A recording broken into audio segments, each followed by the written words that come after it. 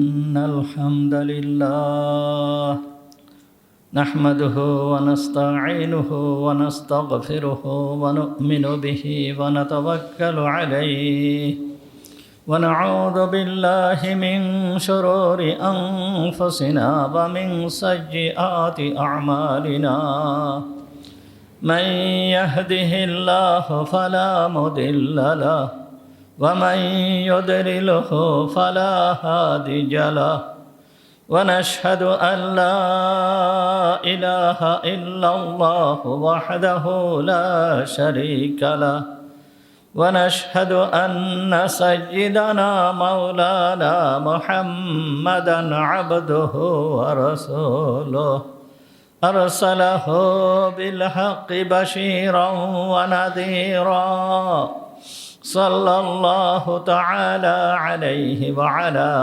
آله وأصحابه وبارك وسلم تسليما كثيرا كثيرا أما بعد فأعوذ بالله من الشيطان الرجيم بسم الله الرحمن الرحيم قالوا جاء أبانا استغفر لنا ذنوبنا إنا كنا خاطئين قال سوف أستغفر لكم ربي إنه هو الغفور الرحيم صدق الله العظيم ونحن على ذلك من الشاهدين والشاكرين اللهم صل على محمد وعلى آل محمد كما صليت على إبراهيم وعلى آل إبراهيم إنك حميد مجيد اللهم بارك على محمد وعلى آل محمد كما باركت على إبراهيم وعلى آل إبراهيم إنك حميد مجيد سبحانك لا علم لنا إلا ما علمتنا اللهم انفعنا بما علمتنا فعلمنا ما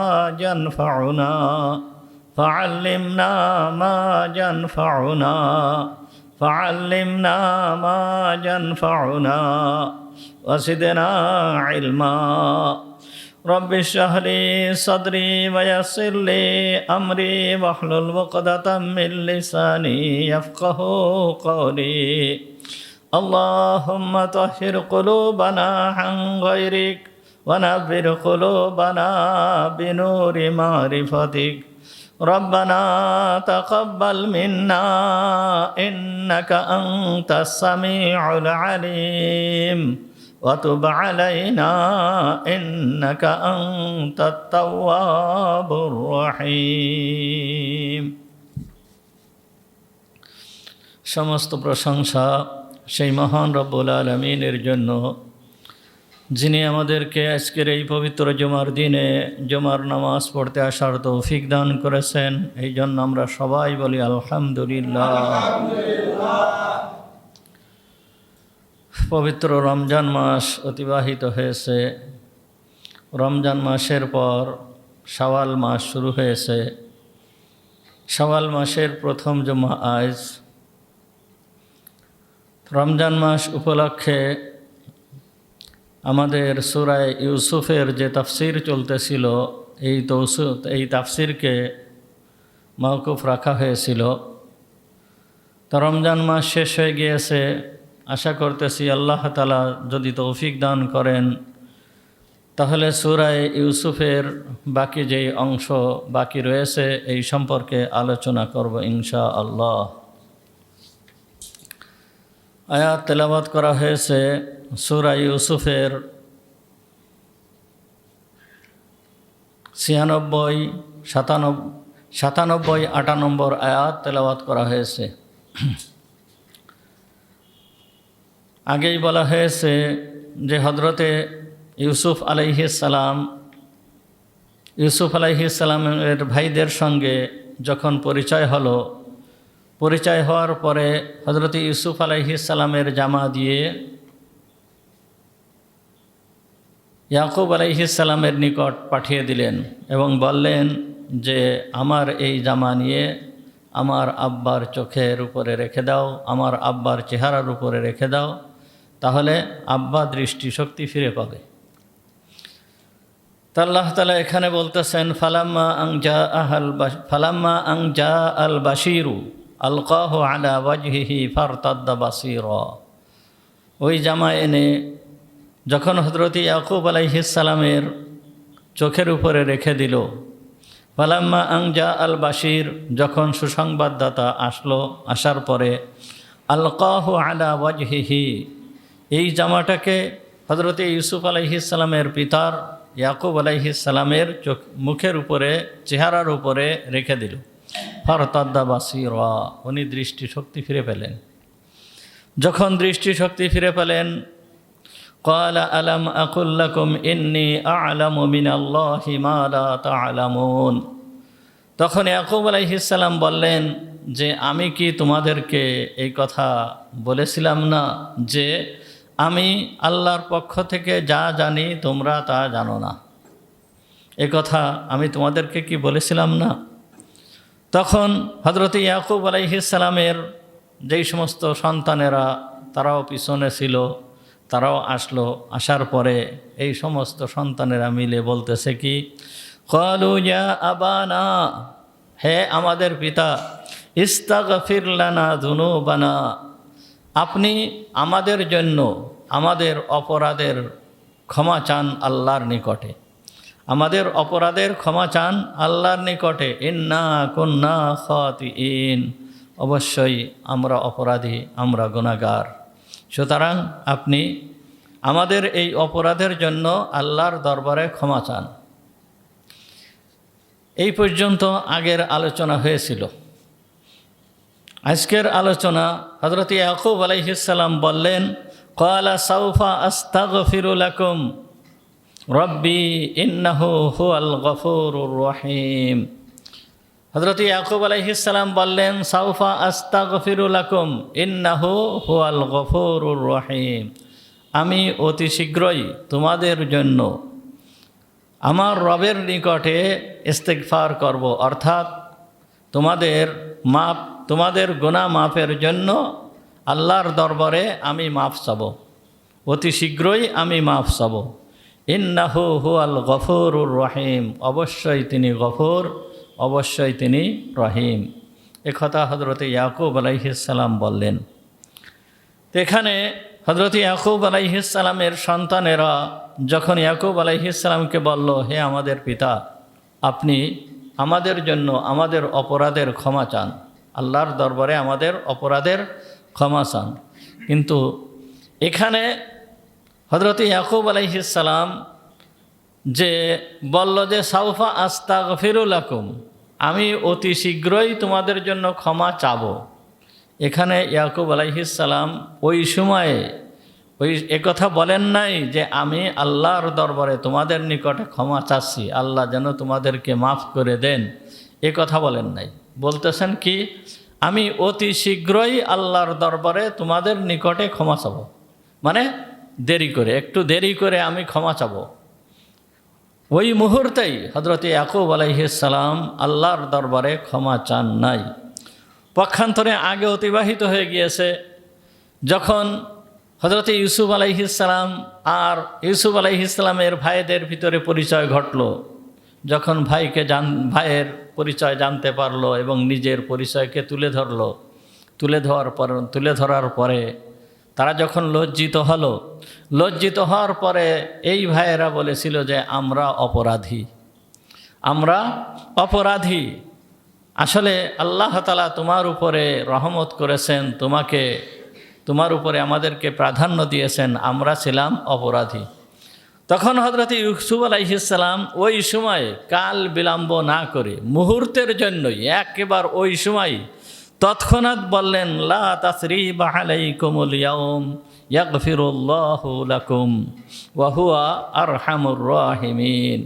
ইউসুফ আলাইহিস সালাম বলেছিল যে লা তাসরিবা আলাইকুমুল ইয়াউম, আজকের এই দিনে তোমাদের উপর বিন্দু মাত্র কোনো অনুশোচনা নেই, কোনো অভিযোগ নেই।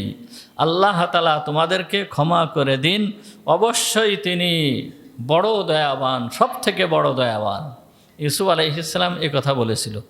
অর্থাৎ ইউসুফ আলাইহিস সালাম ওই সময় ভাইদেরকে ক্ষমা করে দিয়েছিল, একেবারে সঙ্গে সঙ্গেই ক্ষমা করে দিয়েছিল এবং বলেছিল লা তাসরিবা আলাইকুমুল ইয়াউম, আজকের এই দিন তোমাদের উপরে আমার কোনো অভিযোগ নেই, বিন্দুমাত্র কোনো অনুশোচনা নেই, তোমাদেরকে আমি ক্ষমা করে দিলাম।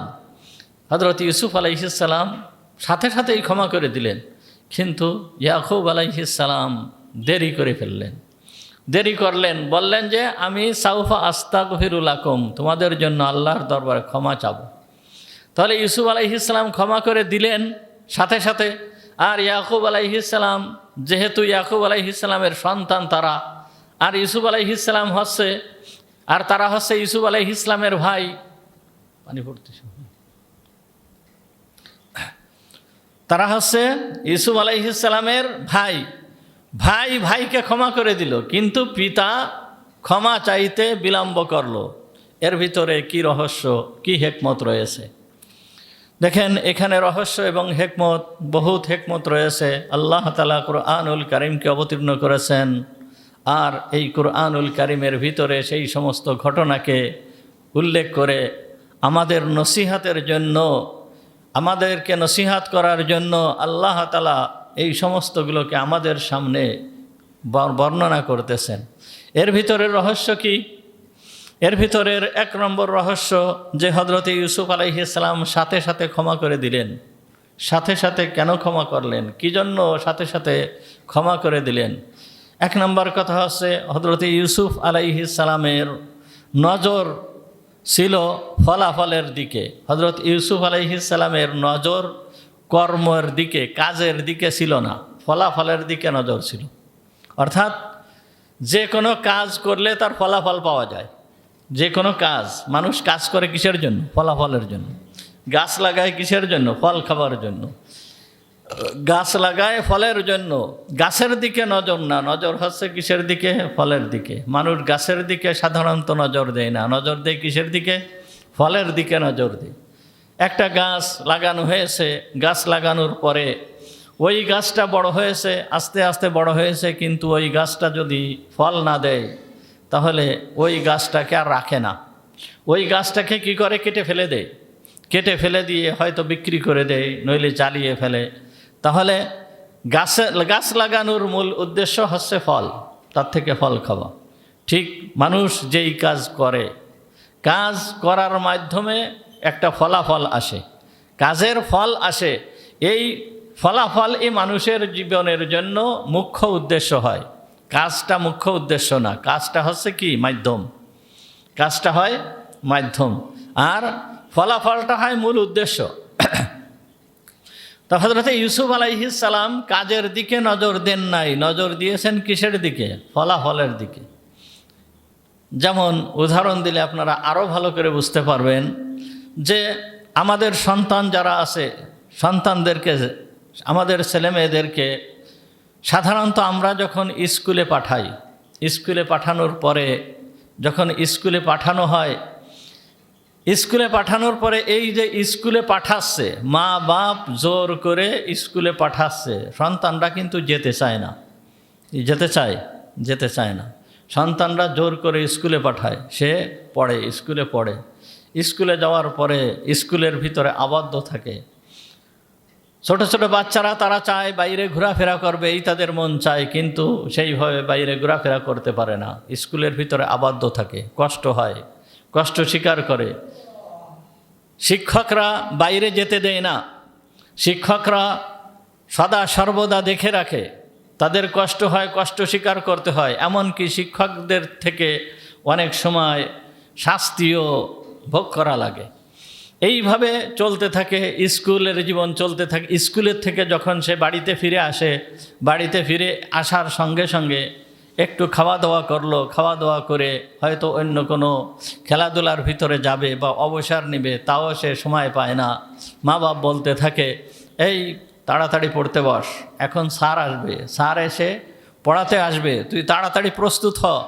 এইভাবে মা বাপ বলতে থাকে। এইভাবে স্কুল জীবন পার করে কষ্টের ভিতর দিয়ে, এইভাবে কলেজের জীবন পার করে কষ্টের ভিতর দিয়ে, এইভাবে ভার্সিটির জীবন পার করে কষ্টের ভিতর দিয়ে, এর পরবর্তীতে যে সে যায় ফলাফল প্রাপ্ত হয়, সে হয়তো সার্টিফিকেট প্রাপ্ত হয়ে কোনো উচ্চ মর্যাদার অনেক উচ্চ পর্যায়ের কোনো চাকরি করে বা কোনো কর্ম করে। তাহলে এই যে একটা হচ্ছে কর্ম আর একটা হচ্ছে ফলাফল, একটা হচ্ছে কর্ম আর একটা হচ্ছে ফলাফল। তা হযরত ইউসুফ আলাইহিস সালামের নজর, ইউসুফ আলাইহিস সালামের লক্ষ্য কর্মের দিকে ছিল না, ইউসুফ আলাইহিস সালামের লক্ষ্য ছিল ফলাফলের দিকে। অর্থাৎ ভাইয়েরা কি কাজ করেছে, ভাইয়েরা তাকে কুয়ার ভিতরে ফেলেছে। মাতা পিতা যেই রকম জোর করে স্কুলে পাঠায়, ঠিক তেমনিভাবে ইউসুফ আলাইহিস সালাম মনে করছে যে ভাইয়েরা আমাকে জোর করে কুয়ার ভিতরে পাঠিয়েছে, মানে ভাইয়েরা আমাকে জোর করে স্কুলে ভর্তি করে দিয়েছে। আমার যদিও কষ্ট হয়েছে, কিন্তু ভাইয়েরা যদি আমাকে এই স্কুলে ভর্তি না করতো, এই স্কুলে যদি না থাকতাম, কুয়ার ভিতরে যদি আমি না পড়তাম, তাহলে হাই স্কুল অর্থাৎ ওই মিশরের বাজারে যাওয়া আমার পক্ষে সম্ভব হতো না। যদি ওই মিশরের বাজারে না উঠতাম, তাহলে ওই আজিজে মেসের মিশরের প্রধানমন্ত্রীর বাড়িতে আমার যাওয়া সম্ভব হতো না। আর মিশরের প্রধানমন্ত্রীর বাড়িতে যদি আমি না যেতাম, তাহলে ওই জেলখানায় যাওয়াও আমার পক্ষে সম্ভব হতো না। জেলখানার জীবন ছিল হচ্ছে ইন্টার্নির জীবন। ওই জেলখানায় যদি না যেতাম, তাহলে আমার বাদশাহী প্রাপ্তিও সম্ভব হতো না। ইউসুফ আলাইহিস সালাম এই দিকে দৃষ্টি দিয়েছেন। তাহলে ভাইরা যে কাজটা করেছেন, এটা কেমন যেন মাতা পিতার মতন সন্তানকে জোরপূর্বক স্কুলে দিয়ে দিয়েছেন। মাতা পিতা যখন সন্তানকে জোরপূর্বক স্কুলে দেয়, সেই স্কুলে লেখাপড়া করে, বাড়িতে তার উপরে কঠোরতা করে। এই যে মা বাপের যে কঠোরতা, এই কঠোরতাকে কেউ শাস্তি হিসাবে দেখে না, এই কঠোরতাকে শাস্তি হিসাবে কেউ দেখে না। হযরত ইউসুফ আলাইহিস সালাম ঠিক তার এই ভাইদের কাজটাকে কেমন যেন এই মা বাপ, দয়ালু মা বাপের মতন স্কুলে প্রবেশ করা, এরপরে প্রাথমিক বিদ্যালয়ে প্রবেশ করা, এরপরে মাধ্যমিক বিদ্যালয়, এরপরে কলেজ ভার্সিটিতে প্রবেশ করানোর মতন এই দিকে দৃষ্টি দিয়েছিলেন। এই দিকে দৃষ্টি দেওয়ার পরে এরপরে যে উনি ফলাফলের দিকে তাকিয়েছেন, যে যদি আমার ভাইয়েরা এই রকম ধরনের আচরণ আমার সাথে না করত, তাহলে আমি আজ বাদশাহ হতে পারতাম না, মিশরের রাজত্ব আমি আজ পাতাম না। এই জন্য হযরত ইউসুফ আলাইহিস সালাম মনে করছেন ভাইয়েরা যেটা করেছে এইটা আমার জন্য মঙ্গলের জন্য করেছে, এটা আমার জন্য মঙ্গল ছিল, এই জন্যই এটা তারা মঙ্গলের জন্য করেছে। এই জন্য দেখেন, আগেও আপনাদেরকে আমি বলেছি যে ইউসুফ আলাইহিস সালাম যখন বাদশাহ হলেন, বাদশাহ হওয়ার পরে ইউসুফ আলাইহিস সালামকে এক ব্যক্তি এসে ওই ভাইদের যেই পুরাতন যেই ইতিহাস, সেই ইতিহাসকে মনে করায় দেওয়ার জন্য, ইউসুফ আলাইহিস সালামের মনকে ভেঙে দেওয়ার জন্য ইউসুফ আলাইহিস সালামের সামনে এসে বলতেছেন, আপনার ভাইয়েরা আপনার সঙ্গে কেমন আচরণ করেছিল, আপনি যদি আপনার মুখ দিয়ে একটু বলতেন তাহলে আমি একটু শুনতাম। তখন উনি বলতেছেন, দেখেন, আমরা ছিলাম ওই কেনানের মরুভূমি অঞ্চলে, ছাগল চড়ানো ছিল আমাদের পেশা। আমরা ছাগল চড়িয়ে বেড়াতাম, মরুভূমির ভিতর দিয়ে ছাগল চড়ায় বেড়াতাম। আর সেইখান থেকে আমার ভাইয়েরা পরামর্শ করে আমাকে বিদেশে পাঠিয়ে দিয়েছে। আমার ভাইয়েরা পরামর্শ করে আমাকে বিদেশে পাঠিয়ে দিয়েছে, অর্থাৎ এই মিশরে পাঠিয়ে দিয়েছে। আর মিশরে আসার পরে আমি এই মিশরের রাষ্ট্রের অধিপতি হয়েছি। সুতরাং ভাইয়েরা আমার প্রতি বড় এহসান করেছে, বড় দয়া করেছে। ভাইয়েরা যদি এই রকম দয়া আমার প্রতি না করত, তাহলে আমি আজ মিশরের বাদশাহ হতে পারতাম না। তাহলে ইউসুফ আলাইহিস সালামের নজর কোন দিকে? ইউসুফ আলাইহিস সালামের নজর ছিল কোন দিকে? যে ভাইয়েরা যেই কাজ করেছে এই থেকে হযরত ইউসুফ আলাইহিস সালাম দেখেন নাই, বরঞ্চ দেখেছেন কিসের দিকে? ফলাফলের দিকে। তাকে কষ্ট দিয়ে বাপের থেকে আলাদা করেছে, তাকে কুয়ার ভিতরে ফেলে দিয়েছে। কুয়ার ভিতরে ফেলে দেওয়ার পরে মিশরের বণিকরা ইউসুফ আলাইহিস সালামকে নিয়ে মিশরের বাজারে বিক্রি করেছে। তারপরে যে মিশরের বাজারের থেকে আজিজে মেসের কিনে নিয়ে তাকে গোলামের মতন তাকে বাড়ির কাজ করিয়েছে। এই রকমভাবে যেইভাবে হযরত ইউসুফ আলাইহিস সালামের যেই জীবনটা, এই জীবনটা হযরত ইউসুফ আলাইহিস সালাম ভাইদের অনুগ্রহ হিসাবে দেখছে। এই অনুগ্রহ হিসাবে দেখার পরে উনি যখন বাদশাহী প্রাপ্ত হয়েছেন, উনি যখন বাদশাহ হয়েছেন, তখন উনি উৎসুক হয়ে পড়েছেন। তখন উনি অধীর আগ্রহে তাকিয়ে আছেন যে কখন তিনি ভাইদের দেখা পাবেন, কখন তিনি পিতার সঙ্গে সাক্ষাৎ করবেন। এই ধরনের আগ্রহ, এই ধরনের একটা উদ্দীপনা তার মনের ভিতরে সদা সর্বদা কাজ করছে। এরপরে যখন ভাইদেরকে সামনে পেয়েছে, তখন ইউসুফ আলাইহিস সালাম অত্যন্ত খুশি হয়েছেন, অত্যন্ত খুশি হয়েছেন। এই ফলাফলের খুশি, ফলাফল প্রাপ্ত হওয়া, বাদশাহী প্রাপ্ত হওয়া, এইটে পাওয়ার পরে হযরতে ইউসুফ আলাইহিস সালাম তার বাকি জীবনের ওই যে কষ্ট, ওই যে বেদনা, ওই বেদনাকে ভুলে গিয়ে, ওই বেদনাকে বরঞ্চ ওই কষ্টকে ওনার পরীক্ষা হিসাবে ধরে নিয়ে হযরত ইউসুফ আলাইহিস সালাম ভাইদের সম্পর্কে বললেন, লা তাসরিবা আলাইকুমুল ইয়াউম ইয়াগফিরুল্লাহু লা তাসরিবা আলাইকুমুল ইয়াউম ইয়াগফিরুল্লাহু লাকুম ওয়া হুয়া আরহামুর রাহিমিন। লা তাসরিবা আলাইকুমুল ইয়াউম, আজকের এই দিন তোমাদের উপরে আমার বিন্দুমাত্র কোনো আফসোস নেই, বিন্দুমাত্র কোনো অনুশোচনা নেই। তোমরা যে ছোটবেলায় আমাকে পিতার কাছ থেকে নিয়ে এই কূপের ভিতরে ফেলে দিয়েছিলে, আর সেইখান থেকে আমি মিশরের বাজারে গিয়েছিলাম, এরপরে আমার জীবন অতিবাহিত হয়েছে। এই যে কষ্টের জীবন, আমি যে কষ্ট অনুভব করেছি, তোমরা এই রকম ধরনের আচরণ আমার সাথে করেছিলে। আজকে তোমাদের উপরে আমার বিন্দুমাত্র কোনো আফসোস নেই, বিন্দুমাত্র কোনো আফসোস নেই। ইয়াগফিরুল্লাহু লাকুম, আল্লাহ তাআলা তোমাদেরকে ক্ষমা করে দিক, আল্লাহ তাআলা তোমাদেরকে ক্ষমা করে দিক। অর্থাৎ আমি তো ক্ষমা করে দিলাম, বরঞ্চ আল্লাহ তাআলাও তোমাদেরকে কি করে দিক? ক্ষমা করে দিক। কেন? ওয়া হুয়া আরহামুর রাহিমিন, তিনি হচ্ছে সব থেকে বড় দয়াবান। ওয়া হুয়া আরহামুর রাহিমিন, তিনি হচ্ছে সব থেকে বড় দয়াবান, অত্যন্ত দয়ালু। দুনিয়ার ভিতরে, সমগ্র জাহানের ভিতরে তার থেকে দয়ালু আর কেউ নাই।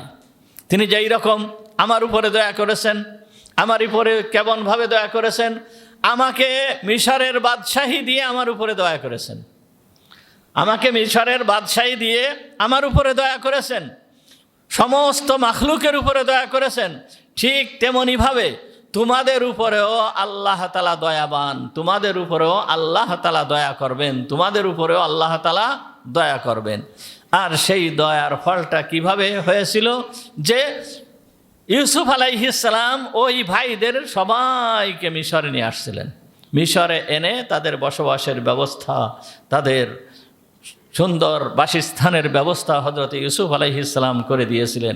এই জন্য ইউসুফ আলাইহিস সালাম বলতেছেন, তিনি যেই রকম আমার উপরে দয়া করেছেন, তিনি তোমাদের উপরেও দয়া করবেন, তিনি সমস্ত মাখলুকের উপরে দয়া করবেন। ইউসুফ আলাইহিস সালাম কেমন যেন এই কথা বোঝাতে চাচ্ছেন, দেখো আমাকে যে তোমরা পিতার থেকে আলাদা করেছো, এটাও আল্লাহর একটা দয়া ছিল। আমি যে পিতার থেকে আলাদা হয়েছি, এটা আল্লাহর একটা দয়া ছিল। তোমরা যে আমাকে মায়ের পিট করেছো, মেরেছো, এটাও আল্লাহর একটা দয়া ছিল। তোমরা যে আমাকে কূপের ভিতরে ফেলে দিয়েছিলে, এটাও আল্লাহর একটা দয়া ছিল। ওই কূপের ভিতরে আমি নির্জনে বসে বসে আল্লাহকে ডেকেছিলাম, এটাও একটা আল্লাহর একটা দয়া ছিল। এরপরে কূপের থেকে উঠায়ে আমাকে ব্যবসায়ী দল নিয়ে গিয়েছিল, পথিমধ্যে আমার শাস্তি ভোগ করতে হয়েছিল। একজন ব্যবসায়ী যার উপরে ইউসুফ আলাইহিস সালামের দেখার দায়িত্ব ছিল, সে এসে ইউসুফ আলাইহিস সালামকে প্রচণ্ডভাবে আঘাত করেছিল, মেরেছিল। ইউসুফ আলাইহিস সালামের শরীর দিয়ে রক্ত ঝরেছিল, মুখ দিয়ে রক্ত ঝরেছিল। এই যে কষ্ট ভোগ করা, এটাও আল্লাহর দয়া ছিল। এরপরে আমাকে মিশরের বাজারে তোলা হয়েছিল, এটাও আল্লাহর দয়া আল্লাহ তাআলার দয়া ছিল। এরপরে যখন আমাকে আজিজে মিসরের ঘরে রাখা হয়েছে, এটাও আল্লাহর দয়া ছিল। এরপরে জুলাইখা আমার সঙ্গে যে ষড়যন্ত্র করেছিল, এটাও আল্লাহর দয়া ছিল। জুলাইখা যদি আমার সাথে এই ধরনের ষড়যন্ত্র না করত, তাহলে আমার জেলখানায় যাওয়া সম্ভব হতো না। আর জেলখানায় যাওয়া এটাও আমার প্রতি আল্লাহ তাআলার অশেষ কৃপা, অশেষ মেহেরবানি ছিল যে আল্লাহ তাআলা এই জেলখানায় ঢুকা মানে আমাকে বাদশা বানানো। এইটা ছিল শেষ পরীক্ষা, সর্বশেষ পরীক্ষা। এই পরীক্ষায় আল্লাহ তাআলা আমাকে উত্তীর্ণ করায় আমাকে মিশরের রাষ্ট্র ক্ষমতা দিয়েছেন, এটাও আল্লাহ তাআলার দয়া। এই জন্য উনি বলতেছেন ওয়াহুয়া আরহামুর রাহিমিন, তিনি হচ্ছে বড় দয়ালু, তিনি হচ্ছে বড় দয়ালু। তাহলে ইউসুফ আলাইহিস সালাম কিসের দিকে তাকালেন? উনি ফলাফলের দিকে তাকালেন। উনি পূর্বের থেকে যেই কাজ ভাইয়েরা করেছে এই কাজের দিকে তাকান নাই, এই বরঞ্চ উনি ফলাফলের দিকে তাকিয়েছেন। আর আমাদেরও উচিত, যখন আমরা কোনো বিপদে পড়ি, আল্লাহ তাআলা যখন কোনো বিপদে ফেলেন, তখন বুঝতে হবে এটাও আল্লাহ তাআলার দয়া, এটাও আল্লাহ তাআলার দয়া। আল্লাহ যখন কোনো বালা মুসিবত দেন, তখন বুঝতে হবে যে এটাও আল্লাহ তাআলার দয়া। এই বালা মুসিবতের মাধ্যমে আল্লাহ তাআলা আপনাকে আমাকে পরীক্ষা করেন। ইউসুফ আলাইহিস সালামের এই ঘটনাকে, সেই কোরআন অবতীর্ণ হওয়ার ৩,৫০০ বছর আগের ঘটনাকে কুরআনুল কারীমের ভিতর বর্ণনা করে এই কিয়ামত পর্যন্ত সমস্ত মানুষের জন্য এই পয়গাম দিতেছেন, এই ওয়াজ করতেছেন, এই নসিহাত করতেছেন যে ইউসুফ আলাইহিস সালাম যেইভাবে তার এই কষ্টের জীবনকে আল্লাহর রহমত মনে করেছে, সুতরাং তোমাদের উপরে যখন কোনো বালা মুসিবত আসবে, তখন তোমরাও এটাকে আল্লাহ তাআলার পক্ষ থেকে দয়া মনে করবে, দয়া মনে করে ধৈর্য ধারণ করবে, শুকরিয়া আদায় করবে। আল্লাহ তাআলা উত্তম ফলাফল দান করবেন, যেই রকম হযরত ইউসুফ আলাইহিস সালামকে আল্লাহ তাআলা দান করেছিল। এইটা আল্লাহ তাআলা আমাদেরকে পয়গম দিতেছেন, আল্লাহ তাআলা আমাদেরকে মেসেজ দিতেছেন। এই জন্য হযরত ইউসুফ আলাইহিস সালাম ভাইদেরকে ক্ষমা করে দিলেন। কি বললেন? লা তাসরিবা আলাইকুমুল ইয়াওম, আজকের এই দিন তোমাদের প্রতি আমার বিন্দু মাত্র কোনো অনুশোচনা নেই। ইয়াগফিরুল্লাহু লাকুম, তোমাদেরকে আল্লাহ তাআলা যেন ক্ষমা করে দেন। ওয়া হুয়া আরহামুর রাহিমিন, তিনি সবথেকে বড় দয়াবান, সবথেকে বড় দয়াবান। তা ইউসুফ আলাইহিস সালাম ভাইদেরকে ক্ষমা করে দিলেন। ইয়াকুব আলাইহিস সালাম কি করলেন? ক্ষমা চাইতে বিলম্ব করলেন। তিনি বললেন কি? সাআস্তাগফিরু লাকুম রব্বি, আমি অতি শীঘ্রই তোমাদের জন্য আল্লাহর দরবারে ক্ষমা প্রার্থনা করব। অর্থাৎ ওই সময় উনি ক্ষমা প্রার্থনা করেন নাই, ওই সময় উনি ক্ষমা প্রার্থনা করেন নাই। ইউসুফ আলাইহিস সালাম ক্ষমা করে দিলেন, ইয়াকুব আলাইহিস সালাম ক্ষমা করলেন না, আল্লাহর দরবারে কি করলেন? ক্ষমা চাইলেন না। তাহলে ইয়াকুব আলাইহিস সালাম দেরি করলেন কেন? এর ভিতরে কি রহস্য আছে? ইয়াকুব আলাইহিস সালাম যে দেরি করলেন, ক্ষমা চাইতে দেরি করলেন, এর ভিতরে কি রহস্য আছে? এক নম্বর কথা, এক নম্বর রহস্য হচ্ছে যে ইয়াকুব আলাইহিস সালামের তার সন্তানদের মনের অবস্থা এখনো পর্যন্ত জানা ছিল না, যে সন্তানরা এখনো কি ওই পাপ করে অনুতপ্ত হয়েছে না অনুতপ্ত হয় নাই। ভাইয়ের সঙ্গে এই দুর্ব্যবহার করে, যে দুর্ব্যবহার করেছে, এইটার মাধ্যমে, এই দুর্ব্যবহার করার দ্বারা, দুর্ব্যবহার করে তারা কি বুঝতে পেরেছে যে এইটা আমাদের ভুল হয়েছে, আমাদের এই রকম করা উচিত হয় নাই, এই রকম ধরনের অনুশোচনা তাদের মনের ভিতরে এসেছে কি আসে নাই? এইটা হযরত ইয়াকুব আলাইহিস সালামের কাছে এখনো পর্যন্ত ক্লিয়ার হয় নাই। সবেমাত্র ভাইয়েরা এসেছে, ভাইয়েরা আসার পরে যখন ওই জামাটা চোখের উপরে দিয়ে, মুখের উপরে দিয়েছে, দেওয়ার সঙ্গে সঙ্গেই দৃষ্টির শক্তি ফিরে পেয়েছে। আর তখনই ভাইয়েরা বলতেছে যে হে আমাদের পিতা, আপনি আমাদের জন্য আল্লাহর দরবারে ক্ষমা প্রার্থনা করেন। তা কেরোর ক্ষমা প্রার্থনা করতে গেলে ওই ব্যক্তির আগে অনুতপ্ত হতে হয়, অনুতপ্ত না হলে আল্লাহর দরবারে ক্ষমা প্রার্থনা হয় না। নিজের আগে অনুতপ্ত হতে হয়, অনুতপ্ত না হলে আল্লাহ তাআলা ক্ষমা করেন না। সুতরাং সর্বপ্রথম ওই সমস্ত তার ছেলেরা অনুতপ্ত হয়েছে কি হয়ে নাই, এইটা ইয়াকুব আলাইহিস সালামের জানা ছিল না। হ্যাঁ, ইয়াকুব আলাইহিস সালাম যখন জানবেন বা যখন জানতে পেরেছেন সন্তানরা অনুতপ্ত হয়েছে, তখন হযরতে ইয়াকুব আলাইহিস সালাম সন্তানদের জন্য ক্ষমা প্রার্থনা করেছেন। এক নম্বর কথা। 2 নম্বর রহস্য এখানে, এই আয়াতের ভিতরের 2 নম্বর রহস্য হচ্ছে যে যখন ওই ছেলেরা বলছে যে হে আমাদের পিতা, তুমি আমাদের জন্য আল্লাহর দরবারে ক্ষমা প্রার্থনা করো, তখন ইয়াকুব আলাইহিস সালামের মনের ভিতরে তখন আল্লাহর দরবারে দোয়া করার মতন কোনো দোয়া করার মতন মন মানসিকতা ইয়াকুব আলাইহিস সালামের তখন তৈরি হয় নাই। বুঝাতে পারলাম না মনে হয়। ইয়াকুব আলাইহিস সালামের ওই সময়ে আল্লাহর দরবারে দোয়া করার মতন মন মানসিকতা কি হয় নাই, তৈরি হয় নাই। আর দোয়া করার মতন মন মানসিকতা যদি তৈরি না হয়, অমনোযোগী থাকে, মনোযোগের সাথে যদি আল্লাহর দরবারে দোয়া না করা হয়, তাহলে ওই দোয়া আল্লাহর দরবারে কবুল হয় না। যদি নিজের মনোযোগ না থাকে, নিজের ভিতরে যদি মনোযোগ না থাকে, আমি অমনোযোগী আর আল্লাহর দরবারে দোয়া করতেছি, ওই দোয়া আল্লাহর দরবারে কবুল হয় না। অনেক সময় দেখা যাচ্ছে যে সম্মিলিতভাবে দোয়া হচ্ছে, সম্মিলিতভাবে দোয়া হয়ে কি হয়, সম্মিলিতভাবে সবাই মিলে দোয়া করতেছি। ব্যাপারটা একটু ভালো করে বোঝার চেষ্টা করি আমরা, যে সম্মিলিতভাবে সবাই আমরা দোয়া করতেছি। এই নামাজের পরে দোয়া হয় না? নামাজের পরে দোয়া হয়, প্রত্যেক নামাজের পরে দোয়া হয়, জুমার দিন দোয়া হয়, ঈদের নামাজের পরে দোয়া হয়, সব সময় দোয়া হয়। এই দোয়ার ভিতরে এক শ্রেণীর লোক থাকে অমনোযোগী, এক শ্রেণীর লোক থাকে অমনোযোগী, মানে দোয়ার ভিতরে কোনো মনোযোগ নেই। এমনকি দোয়ার ভিতরে কথাবার্তা বলতেছে, একে অন্যের সাথে কথাবার্তা বলতেছে, অন্য কাজ করতেছে। এই সমস্ত দোয়া আল্লাহর দরবারে কবুল হয় না। এই সমস্ত দোয়া আল্লাহর দরবারে কবুল হয় না। অনেক জায়গায় দেখা যায় দোয়ার অনুষ্ঠান করতেছে, অনেক জায়গায় দেখা যায় দোয়ার অনুষ্ঠান করতেছে। এই দোয়ার অনুষ্ঠানে কি করা হয়েছে, সবাইকে দাওয়াত দিয়ে আনা হয়েছে, হুজুরদেরকে দাওয়াত দিয়ে আনা হয়েছে, দাওয়াত দিয়ে এনে সেখানে দোয়ার অনুষ্ঠান করা হচ্ছে।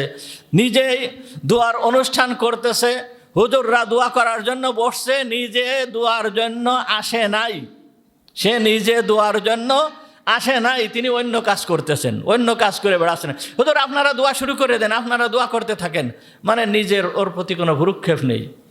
আল্লাহর কি আল্লাহর কি অভাব আছে? তোমার দোয়ার কি আল্লাহর কোনো প্রয়োজন আছে? তুমি যে দোয়া করতেছো, এই দোয়ার কি আল্লাহর কোনো প্রয়োজন আছে? আল্লাহর কোনো প্রয়োজন নেই, বরঞ্চ প্রয়োজন তোমার নিজের মুখাপেক্ষী হতে হবে, নিজে মনোযোগের সাথে আল্লাহর কাছে চাইতে হবে। তা না হলে আল্লাহ তাআলা ওইভাবে ওই দোয়াকে কবুল করেন না, কখনোই কবুল করেন না। দোয়া করতে হলে মনোযোগের সাথে নিজে মন দিয়ে আল্লাহর দরবারে যেতে হবে, নিজের অন্তরের অন্তঃস্থল থেকে আল্লাহর দরবারে বলতে হবে, তখন আল্লাহ তাআলা দোয়া কবুল করেন। আর তা না হলে আল্লাহ তাআলা দোয়া কবুল করেন না। সুতরাং দোয়া করতে গেলে আগে নিজের মনের ভিতরে নিজের মনকে ঠিক করতে হবে, আল্লাহর দরবারে মনোযোগী হতে হবে, তখন আল্লাহর দরবারে দোয়া করতে হবে, এই দোয়া কবুল হয়। নামাজ একটা দোয়া, নামাজ কি একটা দোয়া। নামাজ যখন আমরা পড়ি, নামাজ যখন পড়তে থাকি, তখন দেখেন নামাজ পড়ার সময়, নামাজ যখন আমরা পড়তেছি, নামাজের ভিতরে মন থাকে না, মন এদিকে ওদিকে চলে যায়। নামাজের ভিতরে মন থাকে না, মন এদিকে ওদিকে চলে যায়। এই যে মন এদিকে ওদিকে চলে যায়, আমি যদি মনকে নামাজের ভিতরে আনার চেষ্টা না করি, নিজের ইচ্ছা মতন আমি নামাজ পড়ে যাচ্ছি, মনকে নামাজের ভিতরে আনার চেষ্টা করলাম না, মনকে নামাজের ভিতরে আনার চেষ্টা করলাম না, একবারও নামাজের ভিতরে আমার মন আসলো না যে আমি কি নামাজ পড়তেছি, এই রকম ধরনের মন আমার নামাজের ভিতরে একটুও আসলো না, আমি চেষ্টা করলাম না, এই নামাজ আল্লাহর দরবারে কবুল হয় না, এই নামাজ আল্লাহর দরবারে কবুল হয় না। বরঞ্চ মনকে স্থির করে নামাজে দাঁড়াতে হবে, আল্লাহর কাছে সব সময় আমি যে নামাজ পড়তেছি, আমি কোন নামাজ পড়তেছি, কি পড়তেছি, মনের ভিতরে এইটে আমার থাকা লাগবে। তা না হয়ে আমি নামাজে দাঁড়িয়ে আছি কিন্তু আমার মন রয়ে গেছে বিভিন্ন জায়গায়, বিভিন্ন দিক দিয়ে আমার মন ঘুরে বেড়াচ্ছে, আল্লাহ তাআলা এই নামাজকে কবুল করেন না, আল্লাহ তাআলা এই নামাজকে কবুল করেন না। যখন কোনো বান্দা নামাজে দাঁড়ায়, নামাজে দাঁড়ানোর সঙ্গে সঙ্গে এই বান্দার পিছনে একজন ফেরেশতা দাঁড়িয়ে থাকে।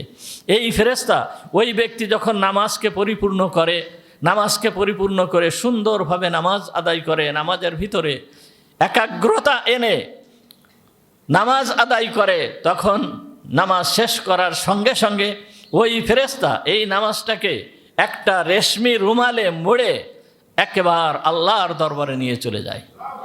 আর যখন ওই বান্দা নামাজটাকে ঠিক মতন আদায় করে না, মন এদিকে ওদিকে থাকে, রুকু ঠিক নেই, সিজদা ঠিক নেই, কোনো রকম তাড়াহুড়া করে নামাজ আদায় করে, তো যখনই নামাজটাকে শেষ করে, নামাজটা শেষ করার সঙ্গে সঙ্গে ওই ফেরেশতা এই নামাজটাকে ওই নামাজি ব্যক্তির মুখের উপরে ছুঁড়ে মেরে বদদোয়া করতে করতে আল্লাহর দরবারে চলে যায়।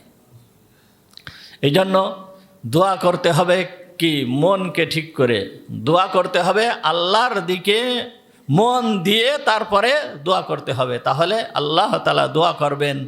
সুতরাং যখন সন্তানেরা কথা বলেছে যে হে আমাদের পিতা, তুমি আমাদের জন্য আল্লাহর দরবারে ক্ষমা প্রার্থনা করো, তখন ইয়াকুব আলাইহিস সালাম বললেন কি, সাআস্তাগফিরু লাকুম, আমি এখন কি করব, দোয়া করব।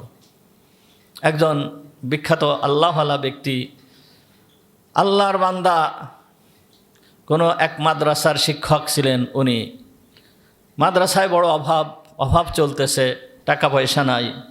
তখন মোহতামিম সাহেব হুজুর ওই হুজুরকে বলতেছে, হুজুর একটু দোয়া করেন, আল্লাহর দরবারে একটু দোয়া করেন যে আল্লাহ তাআলা যেন অভাবকে মিটায় দেন।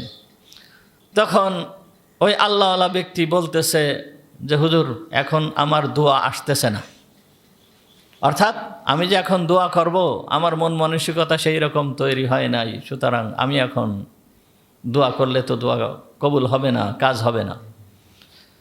যাই হোক, ওই ব্যক্তি যখন ওনার মন মানসিকতা তৈরি হয়েছে, অর্থাৎ শেষ রাত্রে আল্লাহর দরবারে আল্লাহর কাছে দোয়া করছে, দোয়া করার সাথে সাথে আল্লাহ তাআলা দোয়াকে কবুল করে নিয়েছেন। আসতেছে সেই কথা, তাহলে দোয়া করতে হবে, নিজের মনকে স্থির করে আল্লাহর দরবারে দোয়া করতে হবে। তাহলে এইটা কয়টা গেল, দুইটা কারণ গেল। কয় নম্বর কারণ? 2 নম্বর কারণ। 3 নম্বর কারণ হচ্ছে, দেখেন ব্যাপারটা রয়েছে ইউসুফ আলাইহিস সালাম আর ইউসুফ আলাইহিস সালামের ভাইদের ভিতরে সম্পর্কিত একটা ব্যাপার। কি, ভাইয়ের সঙ্গে দুর্ব্যবহার করেছে, ভাইরা ভাইয়ের সঙ্গে দুর্ব্যবহার করেছে। সুতরাং এই ভাইয়ের সঙ্গে দুর্ব্যবহার করেছে ভাইয়েরা, শুধুমাত্র এক ভাইদের জন্য যে ক্ষমা প্রার্থনা করবে, এখন যার সঙ্গে দুর্ব্যবহার করা হয়েছে সে কি এদেরকে ক্ষমা করেছে কি করে নাই, এইটা তো ইয়াকুব আলাইহিস সালামের সামনে ক্লিয়ার না। আমি যে ক্ষমা করব তোমাদেরকে, তোমরা যার সঙ্গে এই দুর্ব্যবহার করেছিলে সে কি তোমাদের জন্য ক্ষমা করেছে কি করে নাই, এইটা তো আমার আগে জানতে হবে।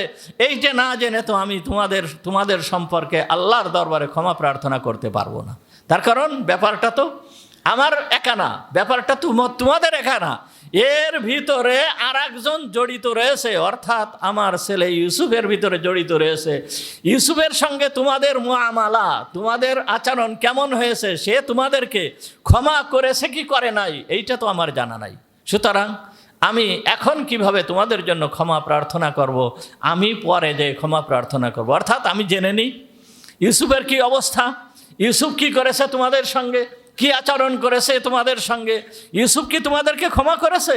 হ্যাঁ, যদি ইউসুফ ক্ষমা করে থাকে তাহলেও আমি তোমাদের জন্য আল্লাহর দরবারে ক্ষমা প্রার্থনা করব। সুতরাং ব্যাপার তো আর তোমার আর আমাদের ভিতরে নাই, বরঞ্চ ইউসুফের সাথে সম্পৃক্ত রয়েছে। ইউসুফ যেহেতু এর সাথে সম্পৃক্ত রয়েছে, সুতরাং আমি তোমাদের জন্য দোয়া করতে পারবো না এই মুহূর্তে, আমার তো ইউসুফের সম্পর্কে জানা নাই। তাহলে দেখেন দোয়া করার ক্ষেত্রেও হযরত ইয়াকুব আলাইহিস সালাম কি বলতেছে, যেহেতু সম্পর্ক ইউসুফ আর তোমাদের ভিতরে যে মুআমালা রয়েছে, এইটা ইউসুফ তোমাদেরকে কি করেছে, ইউসুফ যদি ক্ষমা না করে আমি তোমাদের জন্য যতই ক্ষমা চাই এইটা তো আল্লাহর দরবারে কবুল হবে না, আল্লাহর দরবারে এটা তো কবুল হবে না। আগে ইউসুফের ক্ষমা হতে হবে, ইউসুফ তোমাদেরকে ক্ষমা করা লাগবে, তারপরে আমি দোয়া করলে আল্লাহ তাআলা দোয়া কবুল করবেন। হক রয়েছে একজনের সাথে সম্পৃক্ত, সে যখন ক্ষমা না করবে আল্লাহ একে কখনোই ক্ষমা করবে না। এই জন্য হকুল্লাহ যেটা আছে সেইটা আল্লাহ তাআলা ক্ষমা করে দেবেন নিজে ইচ্ছা করে, আল্লাহ যদি চান। কিন্তু হকুল ইবাদ অর্থাৎ মাখলুকের হক যদি কেউ নষ্ট করে থাকে, মাখলুকের সঙ্গে যদি সম্পর্ক খারাপ হয়ে থাকে, মাখলুককে কষ্ট দিয়ে থাকে, মাখলুকের সম্মানহানি করে থাকে, তাকে কষ্ট দেয়, বা তার যে কোনো জিনিস আত্মসাৎ করে, মাল হোক টাকা পয়সা হোক যা হোক, ওই ব্যক্তি ক্ষমা না করা পর্যন্ত ওই ব্যক্তিকে আল্লাহ তাআলা ক্ষমা করবেন না। ইয়াকুব আলাইহিস সালামের জানা নেই যে ইউসুফ তোমাদেরকে ক্ষমা করেছে কি করে নাই, সুতরাং আজ আমি তোমাদেরকে না জানা পর্যন্ত তোমাদেরকে আমি ক্ষমা করতে পারবো না। এই জন্য হযরত ইয়াকুব আলাইহিস সালাম বিলম্ব করলেন, বরঞ্চ বললেন সাআস্তাগফিরু লাকুম রব্বি, আমি অতি শীঘ্রই আল্লাহর দরবারে তোমাদের জন্য ক্ষমা প্রার্থনা করব, অর্থাৎ আমি জেনে নেই তারপরে ক্ষমা প্রার্থনা করব। তাহলে এইটা কয় নাম্বার গেল? 3 নাম্বার। 4th নম্বর হচ্ছে যে এই মুহূর্তে এখন দোয়া করার উত্তম সময় নয়, বরঞ্চ দোয়া করার উত্তম সময় হচ্ছে শেষ রাত।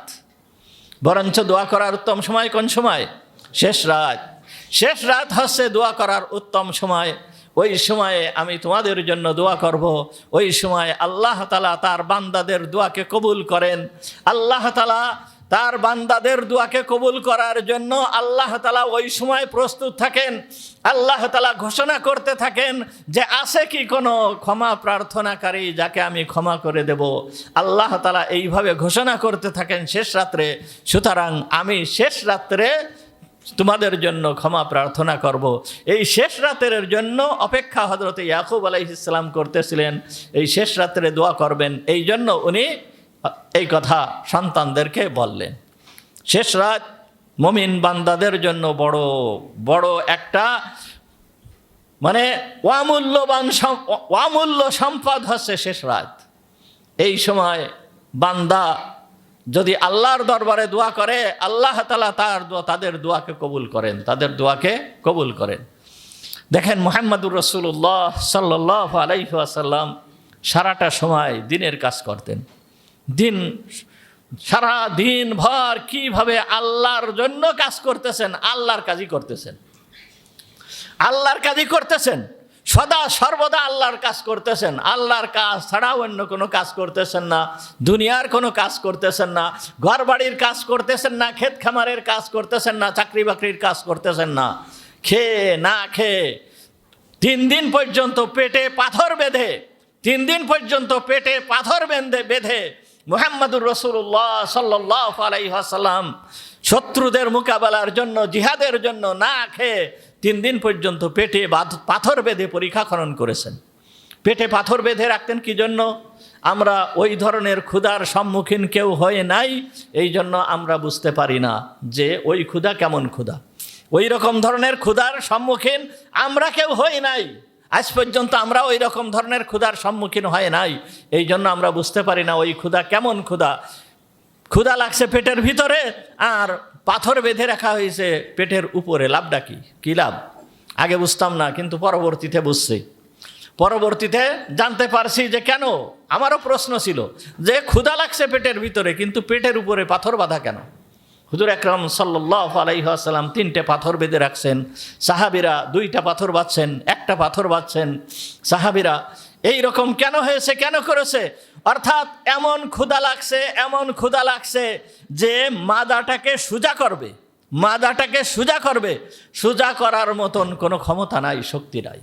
এই জন্য পাথর বেঁধে রাখছে যেন বাঁকায় না যায়, নিজে বাঁকায় না যায়। এই জন্য পেটের সাথে পাথর বেঁধে রাখছে যেন নিজে বাঁকা হয়ে না যায়, এই কারণে পেটে পাথর বেঁধে রাখছে।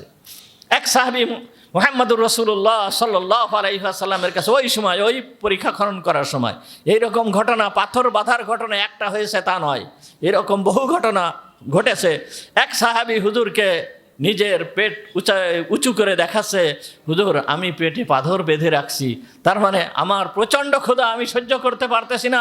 মুহাম্মদুর রাসূলুল্লাহ সাল্লাল্লাহু আলাইহি ওয়াসাল্লাম ওই সময়ে নিজের জামা উঠায়ে ওই সাহাবীকে দেখালেন যে, হে আমার সাহাবী, তুমি তো একটা পাথর বেঁধে রেখেছো, আমি তো 3টা পাথর বেঁধে রেখেছি, আমি তো 3টা পাথর বেঁধে রেখেছি।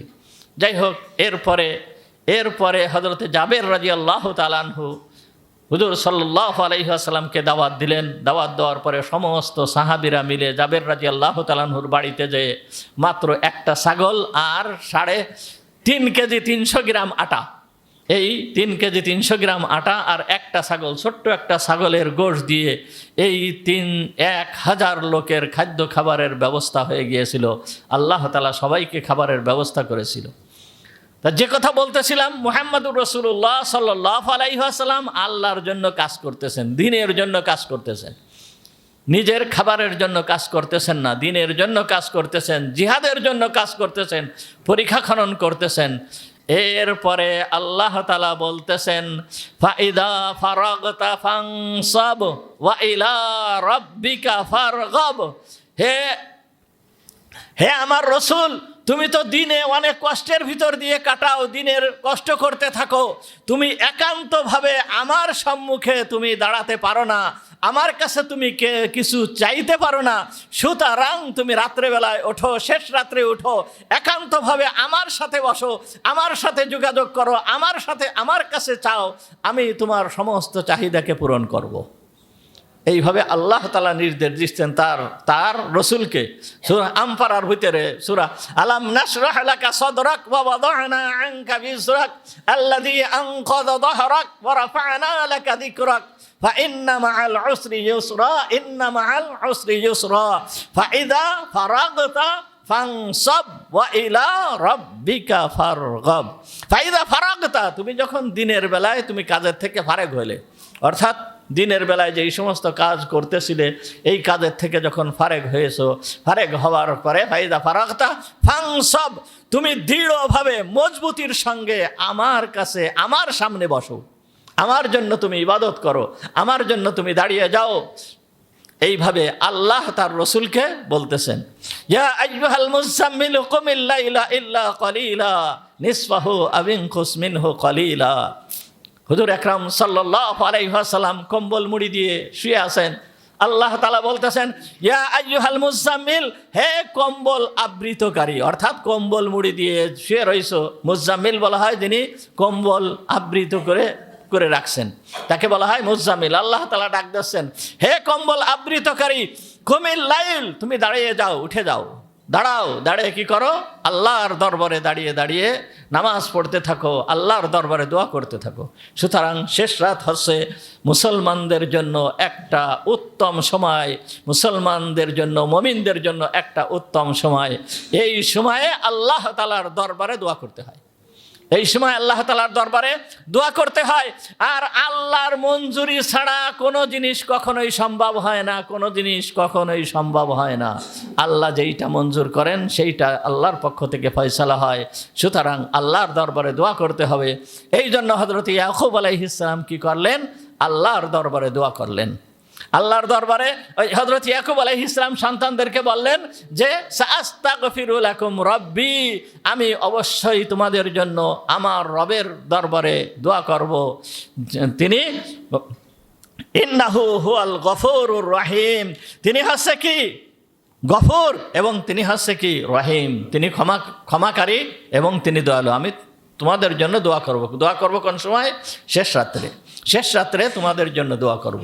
তাহলে হযরত ইয়াকুব আলাইহিস সালাম সন্তানদের দোয়া করার ক্ষেত্রে এই জন্য বিলম্ব করেছেন। ইউসুফ আলাইহিস সালাম সাথে সাথে ক্ষমা করে দিয়েছেন, ইউসুফ আলাইহিস সালাম সাথে সাথে ক্ষমা করে দিয়েছেন এবং ভাইদের জন্য দোয়া করেছেন। এই জন্য প্রত্যেকটা মানুষের এই রকম ধরনের গুণ অর্জন করা দরকার যে একে অন্যকে ক্ষমা করে দেওয়া, একে অন্যকে কি করা? ক্ষমা করে দেওয়া। আজকের এই আলোচনার মাধ্যমে আমরা আমাদের নসিহাত কি অর্জন হলো, কি আমরা জানতে পারলাম যে আমার সাথে জুলুম করুক, অত্যাচার করুক, যা করুক, আমি যদি ক্ষমা করে দেই, ক্ষমা করে দিলে আল্লাহ তাআলা এই ক্ষমা করে দেওয়ার কারণে এমন পুরস্কার দিবেন, এমন পুরস্কার দিবেন যেই পুরস্কারের কোনো তুলনা চলে না, যেই পুরস্কারের কোনো কি চলে না, তুলনা চলে না। মুহাম্মদুর রাসূলুল্লাহ সাল্লাল্লাহু আলাইহি ওয়াসাল্লামকে মক্কা থেকে বাইর করে দিল, যে সে মক্কার লিডার হয়ে যাবে, মক্কার ক্ষমতা তার হাতে চলে যাবে, এই জন্য মক্কার থেকে বাইর করে দিল। সর্বপ্রথম তো হত্যা করতে চেয়েছিল, কিন্তু হত্যা করতে পারলো না, বেরোয় চলে আসলো। কিন্তু এটা কি ঠেকাতে পারছে?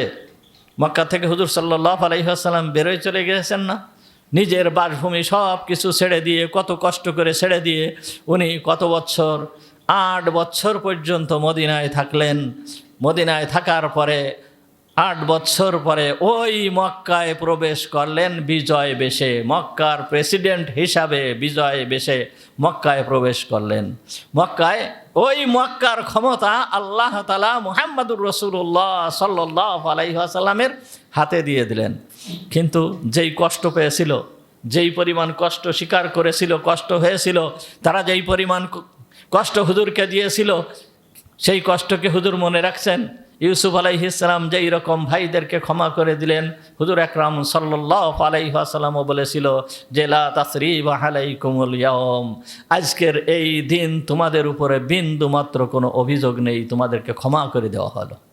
এইভাবে ক্ষমা করে দিয়েছিল। সুতরাং একজন মানুষ আর একজন মানুষকে ক্ষমা করে দেওয়া, ক্ষমা করে দিলে কি হবে?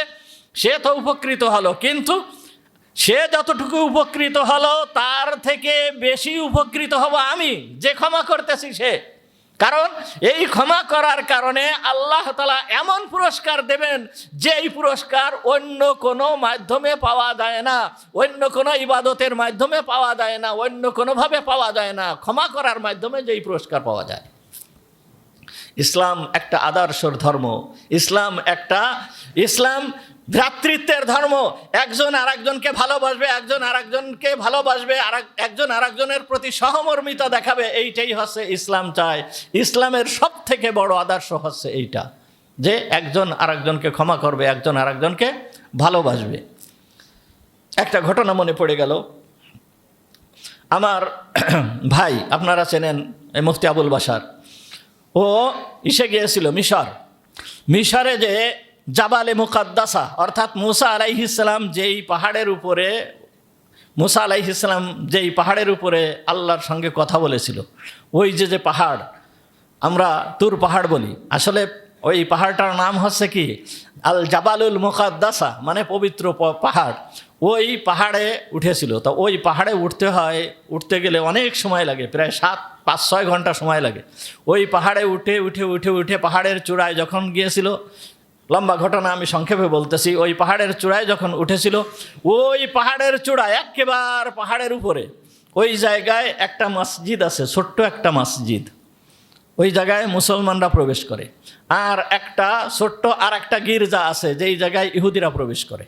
ওই পাহাড়ের উপরে ইহুদিরা ওই গির্জার ভিতরে প্রবেশ করতেছে, ইহুদিরাও পাহাড়ে চড়তেছে, মুসলমানরাও পাহাড়ে চলতেছে, খ্রিস্টানরাও পাহাড়ে চড়তেছে। এইভাবে উঠে পাহাড়ে প্রবেশ করে। তা পাহাড়ে প্রবেশ করে ওইখানে এক ঘটনা ঘটলো, যে একটা ইহুদি পরিবার, ওই পরিবারের লোকেরা ওই গির্জার ভিতরে প্রবেশ করতে গেছে। কিন্তু ওইখানে প্রচণ্ড ঠান্ডা, 0 ডিগ্রির নিচেই হচ্ছে তাপমাত্রা, প্রচণ্ড ঠান্ডা।